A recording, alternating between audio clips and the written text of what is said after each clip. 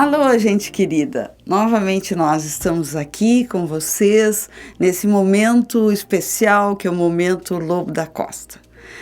E é muito bom compartilhar com vocês essa vida, esse transitar do nosso querido mentor, que é o Francisco Lobo da Costa.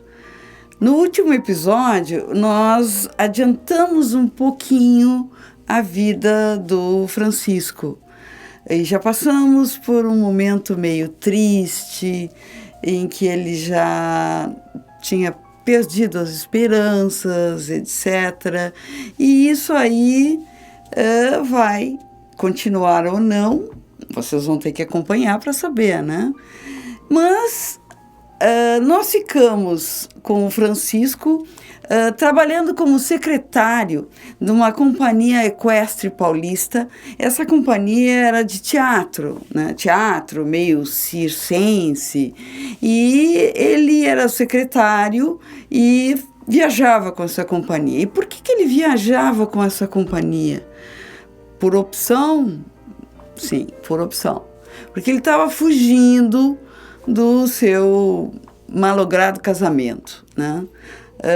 E por isso que a gente vai voltar um pouquinho para trás. Quando o Francisco vai para Jaguarão junto com o Moncorvo Júnior por problemas de política, o 11 de junho, que era o jornal, estava fazendo campanha política para diferentes partidos, e isso causou um problema muito grande, inclusive até com ameaça de morte, tanto do Francisco como do Moncorvo Júnior. Então eles foram para Jaguarão. Lá o Francisco continuou a frequentar a noite, né? E que não deveria ser muito famosa, né? A Noite Pelotas era muito melhor, mas Jaguarão, na época, também era bem interessante. Então, ele conheceu uma moça de família que ele conversou com ela, dialogou, tal, e tiveram um affair, um caso. E desse caso, a moça, que era a Carolina Augusta Karnal, ela engravidou. E aí, o Francisco, que já não era tão jovem, mas contava com 26 anos, e responsável, e não gostaria de desonrar o nome daquela moça, e resolveu, então, que se casaria com ela, né? E se preparou para esse casamento.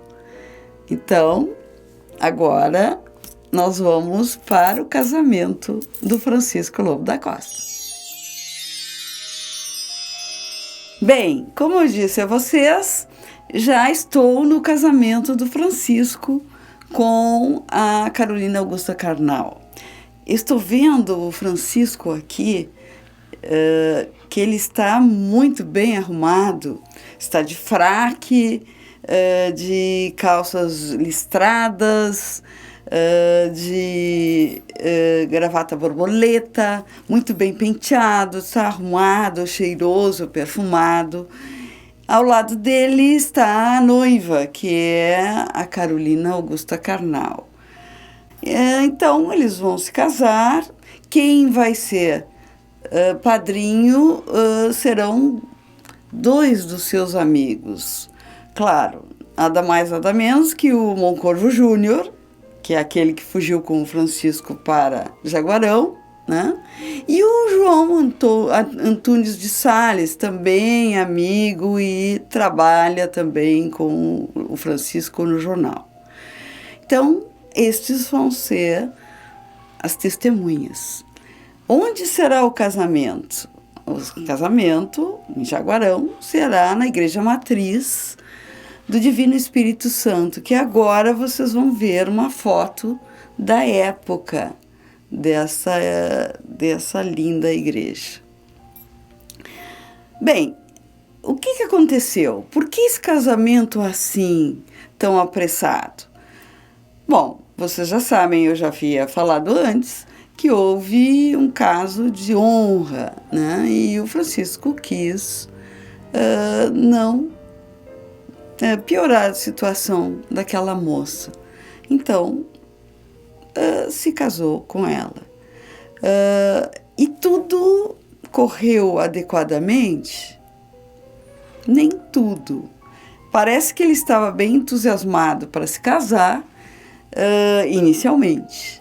Inclusive, na certidão de casamento, ele colocou que ele era bacharel em Direito. E o amigo João Antunes Salles também assinou. E o Moncorvo Júnior estava como padrinho, mas acabou não assinando este documento. Bom, depois desta cerimônia na igreja, eles fizeram uma rápida cerimônia festiva na casa da Carolina e, após isso, os noivos foram ficar residindo na casa de família da Carolina Augusta Karnal. Bom, e o que se sabe disso tudo? Se sabe que o Francisco era apaixonado pela Elvira, né? O que aconteceu com esse romance? Foi proibido. O que aconteceu com a Elvira? A Elvira assumiu um noivado esse noivado imposto pelo pai, claro, mas o Francisco foi lá e acabou declamando vingança e pôs por terra esse noivado da Elvira. Depois dali ele sai, vai para Jaguarão e agora ele se casa. Desse casamento vai sair uma menina muito linda chamada de Amanda, que vocês vão ver a foto. A Amanda não era parecida com a Carolina. A Amanda era parecida com o Francisco. Todos diziam que ela puxou ao pai, né?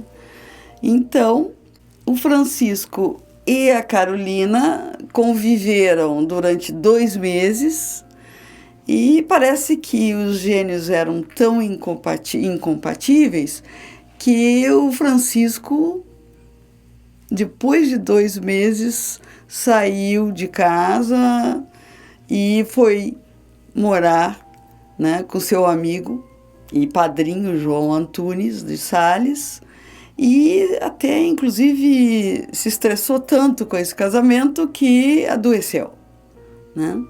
E dali ele vai, então, por exemplo, vai ficar em Arroio Grande também com a família Melo e não vai mais retornar ao convívio com a Carolina.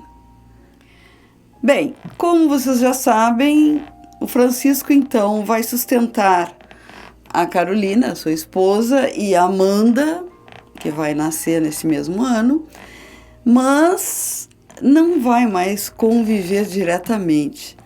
Ele já considerava, inclusive, a Carolina como ex-esposa. Então, agora vocês vão ver uma foto da Carolina aos 76 anos, quando foi entrevistada pelo Morivaldo Calvé, que é um escritor importante, que fez uma boa bibliografia sobre Francisco Lobo da Costa. E essa foto mostra mais ou menos a pessoa que o Lobo não conseguiu conviver. Claro, ela já está envelhecida, mas o semblante é de uma pessoa mais ressentida, mais triste e até muito estressada. Em 1880, depois desse malfadado casamento, o Francisco ainda vai escrever, como sempre. Ele nunca parou de escrever. Francisco poderia estar com problema de alcoolismo, podia estar doente, triste, mas ele escrevia e sempre. Então, em 1880, vai haver um poema que ele vai dedicar a alguém muito especial. Quem será esse alguém muito especial? Claro que só poderia ser a Elvira, mas ele não quis dizer o nome Elvira. Então, ele coloca o título do poema A Alguém. E por que ele coloca alguém? Porque ele teme revelar o nome do seu amor e causar algum problema para ela, já que ela continuava solteira, né, e sozinha. Então ele não quis colocar o nome dela. Depois ele vai escrever um outro poema com um título muito sugestivo, que é Esperança Morta. E essa poesia ele vai dedicar a Iná. Quem é a Iná? A Iná é o apelido da Elvira. A Elvira tinha esse apelido com os seus familiares, né? E quem conta isso, identifica este apelido é a Mauri Arruda.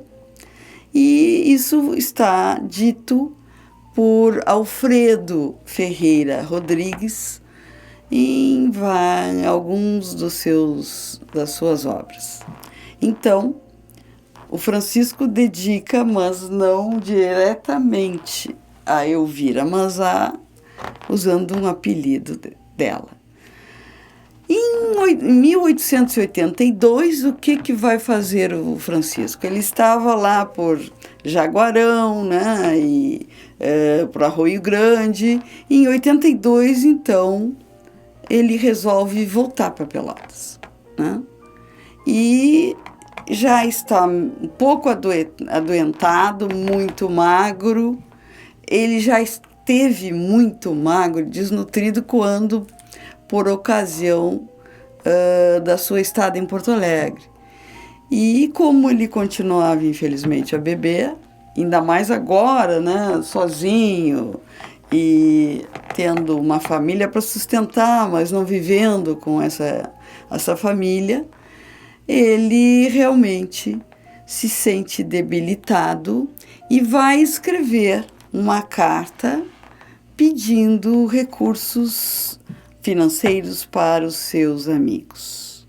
Então, vamos ficar agora com o poema A Alguém, que é um poema muito bonito e que o Francisco dedicou a esse alguém que era a sua amada Elvira.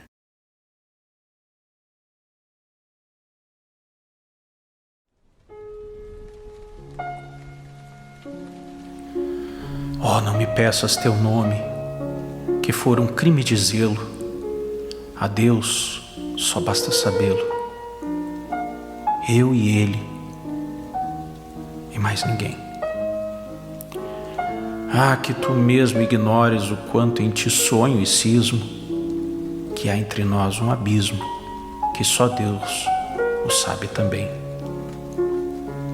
Quando nas horas sombrias da noite invoco o teu vulto, por entre as trevas oculto na solidão. Ainda assim, tremo e suspiro e tenho fundo receio que roubem do meu seio, que voejam no coração. Pois desde o dia primeiro em que te vi, fui cobarde. Quando te busquei era tarde, nadava num mar de horror. Agora só restam trevas de um passado já desfeito, e tu vives no meu peito como uma sombra de amor. Francisco Lobo da Costa, Pelotas, 1880.